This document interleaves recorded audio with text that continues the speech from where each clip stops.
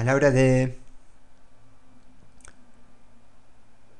ver si una teoría matemática es útil o no, es importante o no, a la hora de valorar una teoría matemática, una de las cosas que me parecen más importantes es: ¿esta teoría resuelve algún problema que no haya sido creado por ella misma? Es decir, ¿resuelve problemas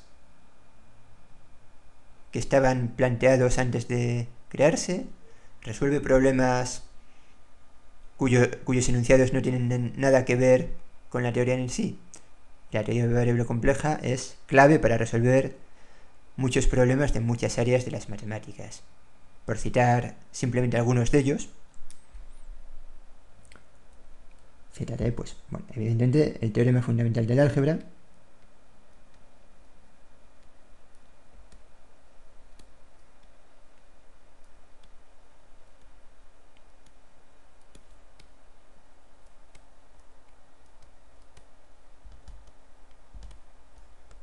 dice que todo polinomio sobre los complejos tiene al menos una raíz en C, con lo cual se ve que todo polinomio complejo se puede factorizar como un producto de polinomios de grado 1.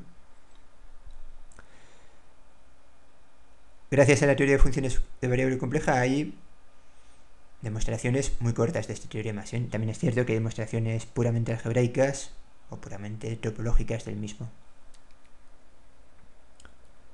Otro ejemplo es el teorema del número primo.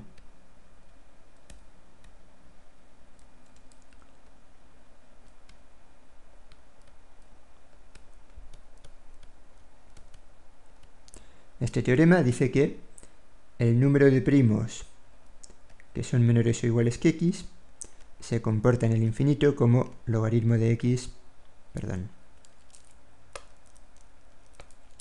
se comporta en el infinito como x entre logaritmo de x. Ahora hay lo que se llaman demostraciones elementales. Se dice que una demostración es elemental si no utiliza variable compleja. La demostración original de este teorema fue usando variable compleja. Ahora hay demostraciones elementales. Sin embargo, la palabra elemental muchas veces es engañosa, porque, por ejemplo, las demostraciones elementales de este teorema son mucho más complicadas que las demostraciones utilizando variable compleja, y sobre todo se entienden mucho peor. Con lo cual, la variable compleja es clave para dar una demostración asequible y comprensible de este teorema. Y como se ve, esto es un teorema en el cual en principio únicamente aparecen números ya ni siquiera reales, sino naturales. ¿Vale? Aparecen números del conjunto más pequeño de números que es importante, los números naturales, números de contar. Y para resolver ese teorema sobre los números de contar, pues nos vamos hasta los números complejos. Y se utiliza de forma importante la teoría de funciones de variable compleja. Y otro ejemplo, este del análisis, pero del análisis de funciones de una variable real, es que permite resolver algunas integrales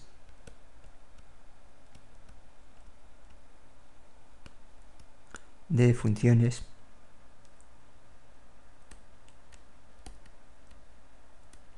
de variable real.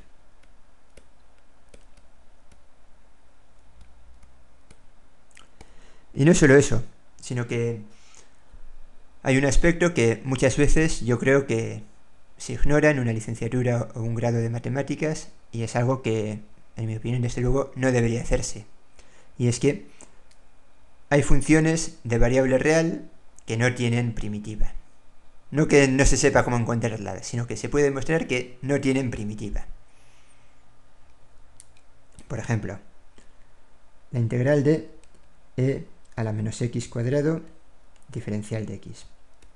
Se puede demostrar que esta integral que esta función e a la menos x cuadrado no admite una primitiva que se puede expresar en términos de funciones elementales. Las funciones elementales son seno, coseno, logaritmo, exponencial, sumas y productos y cocientes de ellas.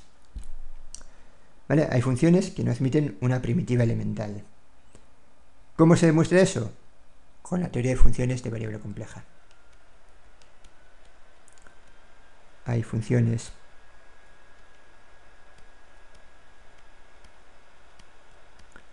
de variable real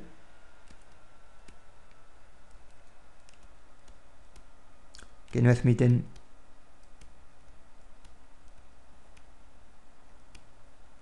primitiva elemental.